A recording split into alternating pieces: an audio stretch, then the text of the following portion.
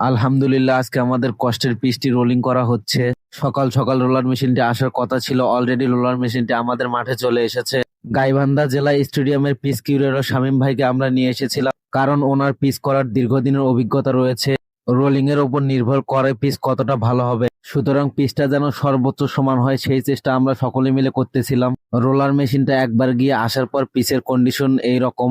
আলহামদুলিল্লাহ, পিচটা অনেক বেশি সমান হচ্ছে। তো 3-4 বার যাওয়া আসা করলেই বোঝা যাবে পিচটা কেমন হবে।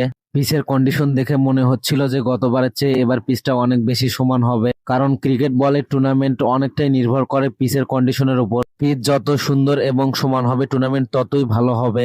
আমার গত ভিডিওতে অনেকেই কমেন্ট করেছে যে ভাই, এখানে কি বল দিয়ে টুর্নামেন্ট হবে? এখানে ক্রিকেট বলে টুর্নামেন্ট হবে।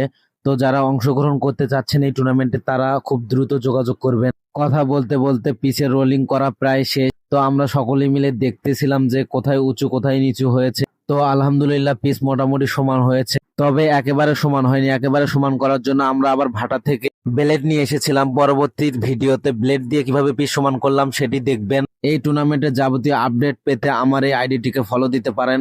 ধন্যবাদ।